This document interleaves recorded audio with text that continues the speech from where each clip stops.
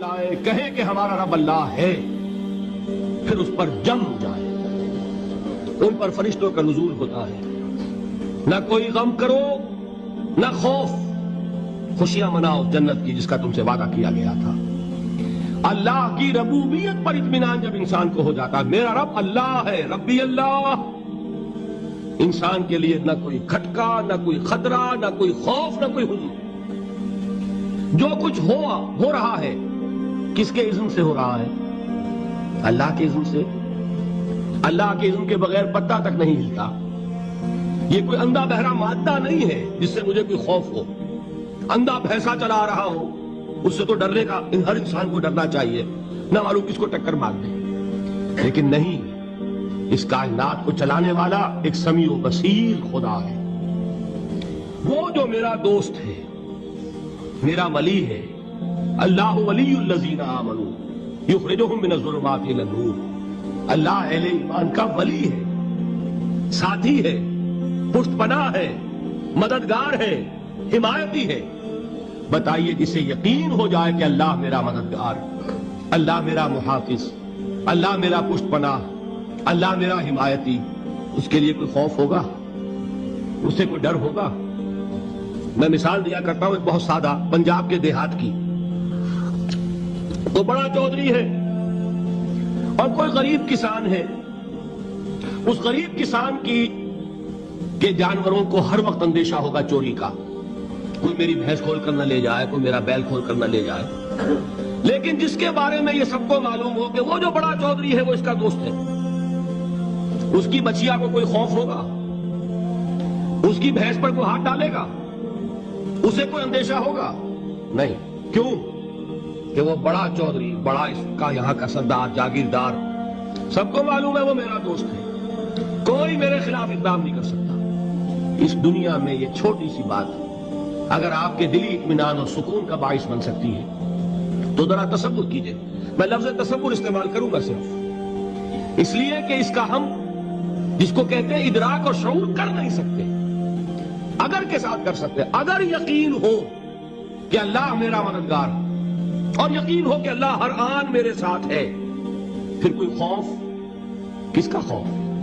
کوئی شے اللہ سے بالا تر ہے؟ کوئی قوت اس سے زیادہ طاقتور ہے؟ کوئی اس کے ارادے کو بدلنے والا ہے؟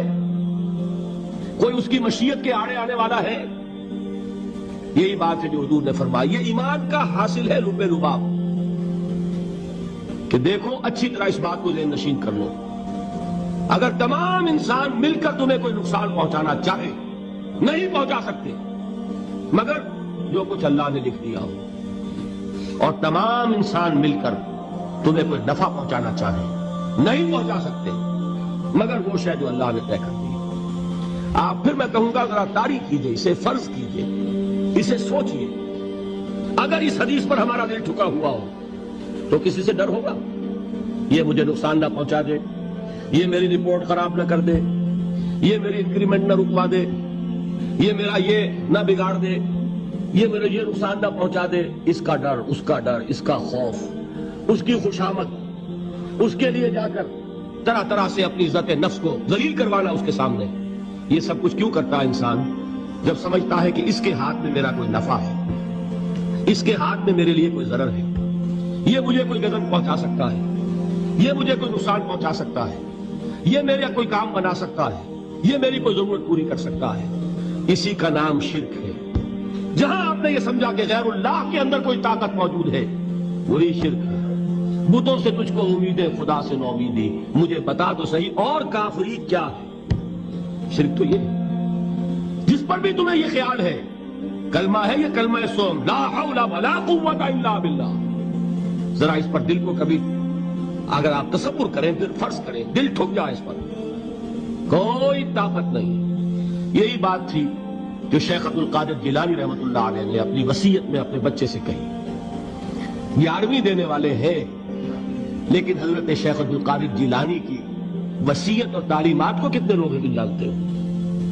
یہ جن مقامات تک پہنچے ہیں وہ کس چیز کی بدولت پہنچے؟ انہوں نے جو پیغام دیا وہ کیا تھا؟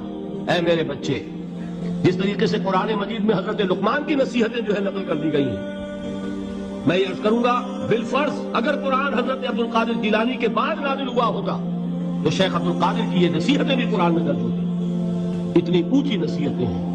اے میرے بچے اس حقیقت کو ذہن نشین کر لے, لا فاعل فی الحقیقت ولا مؤثر الا اللہ. اس کائنات میں نہ کوئی فاعل حقیقی ہے نہ مؤثر حقیقی ہے سوائے اللہ. کسی شے میں کوئی تاثیر نہیں اگر اللہ نہ چاہے. آگ جلا نہیں سکتی اگر اللہ نہ چاہے. پانی ڈبو نہیں سکتا اگر اللہ نہ چاہے. زہر ہلاک نہیں کر سکتا اگر اللہ نہ چاہے. کوئی چیز فائدہ نہیں پہنچا سکتی اگر اللہ نہ چاہے. تو در در پہ کیوں سر جھکاتے ہو؟ در در پر کیوں جبیں سائی کرتے ہو؟ سب کے سامنے کیوں ہاتھ پھیلاتے ہو؟ ایک اللہ سے مانگو, ایک اللہ کے سامنے زمین پر اپنی جبین رکھو. لا فاعل فی الحقیقت ولا مؤثر الا اللہ. نظر آتا ہے ہمیں کہ پانی پیاس بجھا دیتا ہے. پیاس بجھانے کی صلاحیت پانی میں نہیں ہے, اللہ کے اذن سے. کھانا بھوک مٹا دیتا ہے, بھوک مٹانے کی صلاحیت کھانے میں نہیں ہے, اذن رب میں. دیکھیے یہی یقین تھا حضرت موسیٰ علیہ السلام کا واقعہ یاد کیجئے.